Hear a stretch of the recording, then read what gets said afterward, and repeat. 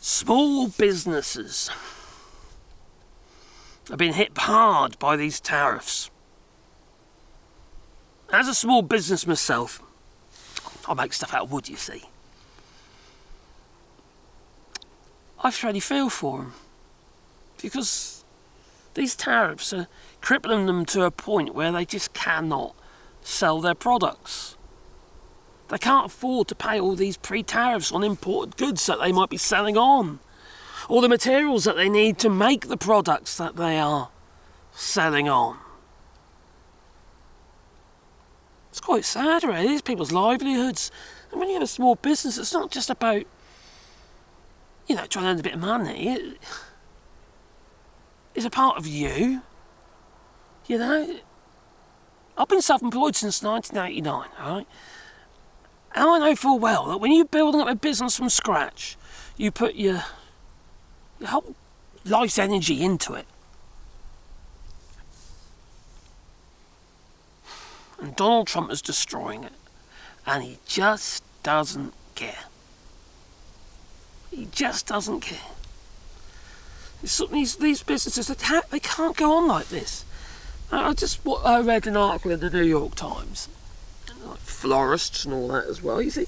For them as well, a lot of their floral compliments and what have you are imported.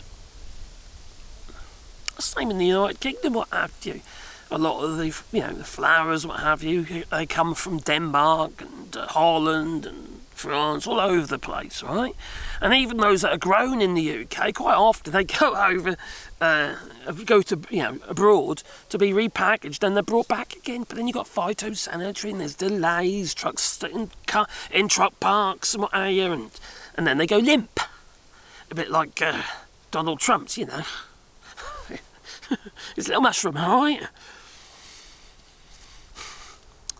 So they just literally destroys these businesses because they can't take those risks.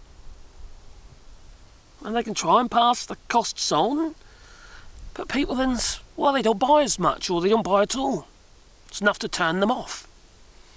I know full well it's not your fault, but at the end of the day, they've also got a price point in mind, or a budget that they can stick to. Citizens aren't a bottomless pit. They're already being squeezed by absolutely everything. Like food. Obviously food's got to come first. You've got to feed yourself and your family, haven't you? And Trump don't care. MAGA, they'll deny that there's a problem, because they're just so far up to old Donald Trump's chocolate starfish. They're not suckling. They've seized on. That they have. They're latched. I don't know if you can get the equivalent of a nipple shield for the old chocolate starfish. I don't know. Maybe it's a chocolate starfish shape. I ain't got a clue. Maybe you can.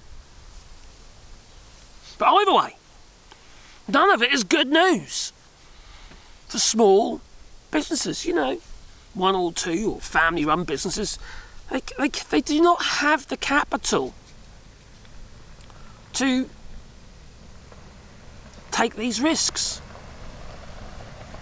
because they might not sell their products anyway at these increased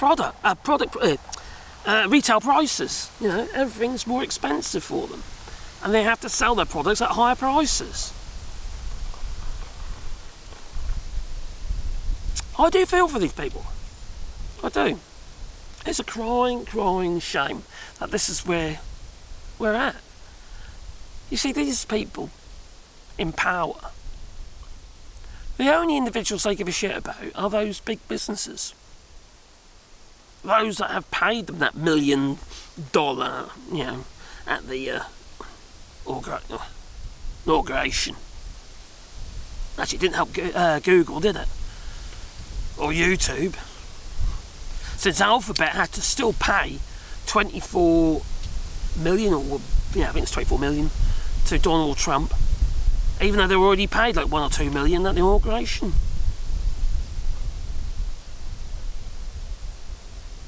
Didn't help them, did it? They really shot themselves in the foot. They did, big time. Because, we all look in and what's going on and stuff, and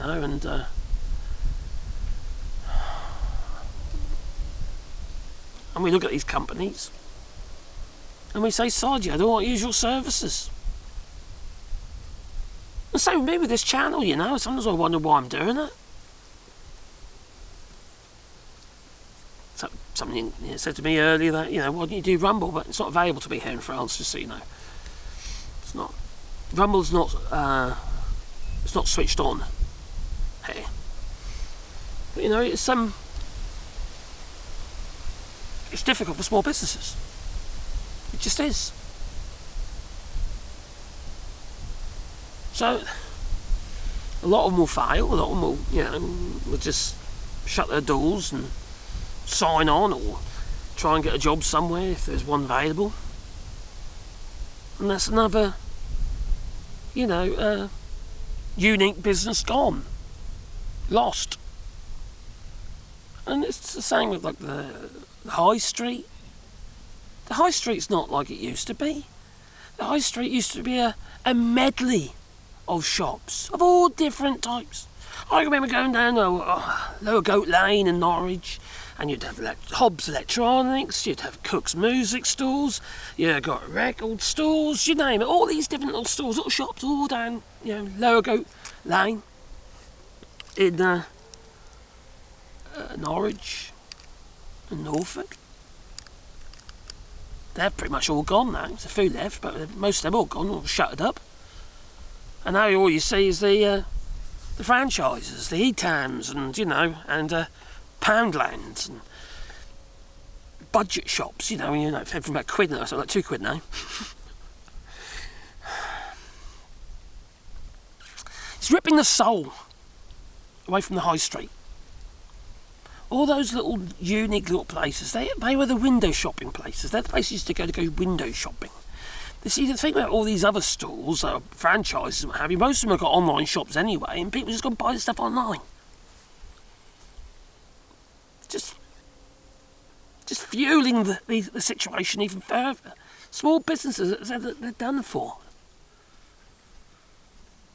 And then you've got AI, destroying things even more. The whole thing's broken. And it's the billionaires that have done it. They've provided us with too much convenience so they can make more money.